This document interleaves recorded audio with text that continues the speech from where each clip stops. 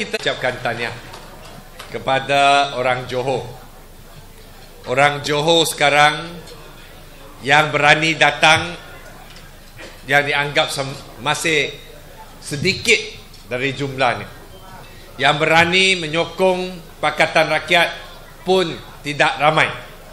Tetapi saya yakin dengan permulaan ini kita akan melihat sokongan yang lebih besar kalau kita berusaha. Saudara-saudari yang saya hormati sekalian, Saudara Liu dalam banner ini hanya mengatakan harapan baru Malaysia.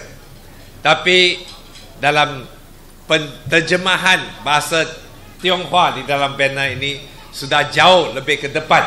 Ini juga memberi amalan bahawa kita menyambut Jasmine Revolution ini yang baru berlaku di seluruh Timur Tengah. Saya ingin mengambil masa sedikit untuk membincangkan perkara ini. Sebelum 2 bulan yang lalu, tidak ada seorang di dunia ini yang rasional, yang dianggap mereka bukan orang gila, boleh terfikir orang kuat seperti Mubarak, orang kuat seperti Colonel Gaddafi, atau banyak rejim-rejim yang tidak ada pembangkang, yang tidak ada sebarang NGO yang berani menentang kerajaan negeri-negeri ini. Kita akan fikir negara ini boleh jatuh. Siapa akan sangka Mubarak boleh jatuh? Siapa sangka Colonel Gaddafi yang bunuh beratusan hingga beribu orang untuk mempertahankan kedudukannya boleh menghadapi mautnya akhirnya di tangan rakyat? Tidak ada. Tapi ini adalah kerana kekuatan rakyat. Rakyat sudah jelak, sudah muak dengan perintah yang zalim, yang diktatorial, yang tidak prihatin kepada rakyat. Dan akhirnya dengan kekuatan rakyat, rejim-rejim ini jatuh. Saudara-saudari, dulu kita kata hanya orang miskin mereka memberontak, mereka bangkit untuk tukar kerajaan. Itulah sebab kita lihat Tunisia, kita lihat Egypt, orang yang miskin, tak ada menganggur, tak ada kerja, mereka mau tukar. Dulu reformasi di Indonesia yang membawa demokrasi dan perubahan di Indonesia. Kita orang Malaysia kata kita kenyang, kita duit banyak. Orang kata feodal, dapat peruntukan tinggi kerana harga getah tinggi, harga petrol, harga sawit tinggi. Mereka tidak akan menentang kerajaan. Tapi kita lihat di Libya, rakyat Libya yang dianggap kaya, mereka tidak takut, sehingga mereka berani mati pun mereka nak jatuhkan rejim yang zalim ini. Itulah sebab saya anggap yang revolusi Jasmine ini bukan kerana orang miskin saja, tetapi ini adalah cita-cita rakyat seluruh dunia. Ini adalah secara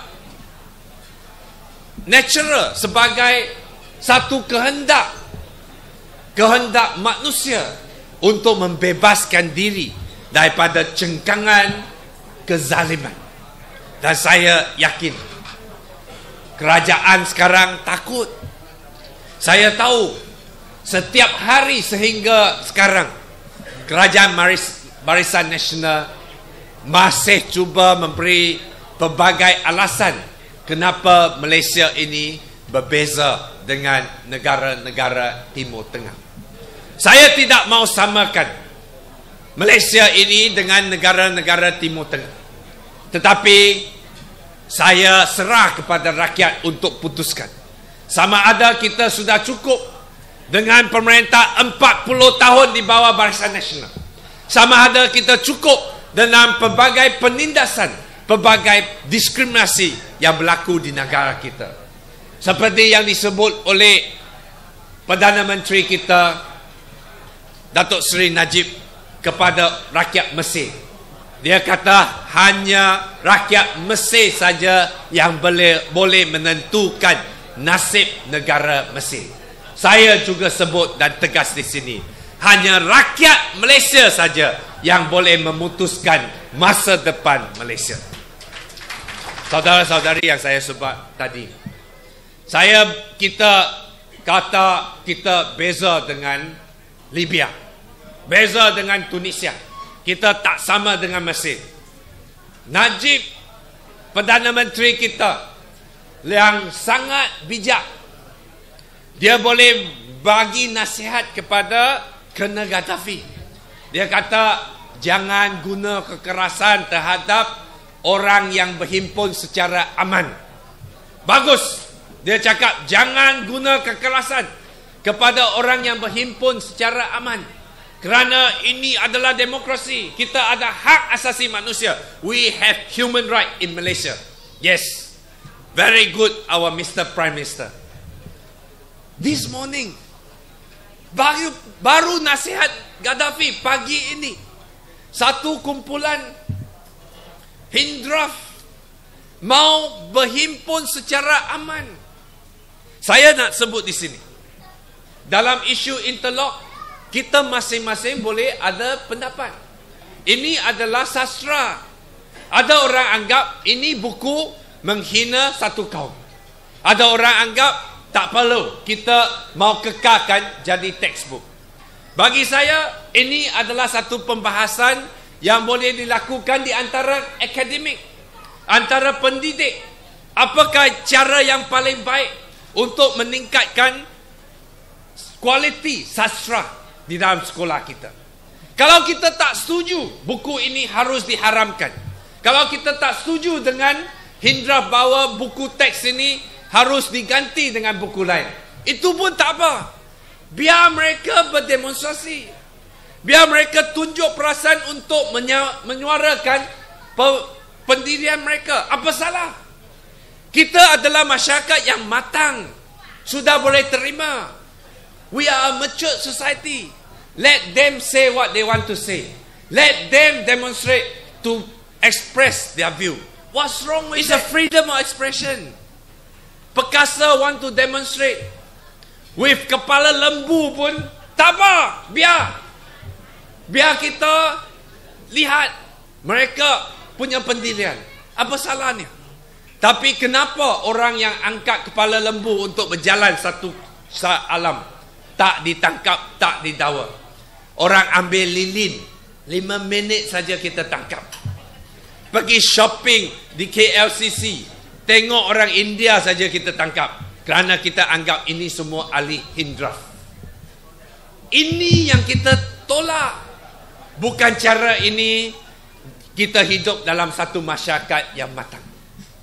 Bukan cara ini kita mau lihat Malaysia yang kita cinta ini menjadi satu negara yang menindas hak rakyat. Saudara-saudari yang saya hormati sekalian, kita tahu pelbagai taktik telah digunakan oleh Barisan Nasional untuk memenangkan pilihan raya yang akan datang.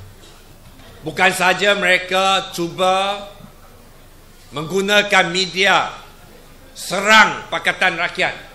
Semua perkara yang baik yang dilakukan oleh Pakatan Rakyat di negeri-negeri yang kita perintah, yang telah disebut oleh saudara YB speaker kita Teng Chang Kim tadi, tidak didengar, tidak diketahui oleh rakyat kerana media tidak bebas. Tetapi kita terpaksa menggunakan forum seperti ini untuk sebarkan maklumat. Kita tidak dapat satu pertandingan pilihan raya yang adil, yang kita saksi di Tenang. Sungguh pun kita bekerja kuat, tetapi cara Barisan Nasional, bila pilihan raya mereka bagi duit, Berjuta-juta mereka laburkan. Hari ini di Kedah, kerajaan baru umumkan 10 juta peruntukan untuk Kedah. Satu tempat saja. Mereka mau menangkan. Mereka tidak main dengan adil. Itulah sebab kita terpaksa berusaha berlipat ganda untuk pastikan kita menang dalam pilihan raya yang akan datang. Tuan-tuan dan puan-puan, kita rakyat Malaysia sebenarnya kita berusaha sekarang bukan untuk kepentingan diri. Kita bukan nak menangkan Pakatan Rakyat supaya ramai di kalangan kita boleh jadi menteri. Itu bukan cita-cita saya, dan ini bukan untuk Anwar atau siapa-siapa. Tetapi ini untuk menyelamatkan Malaysia daripada jahanam, daripada hancur kerana rasuah, kerana pelbagai penyelewengan yang berlaku.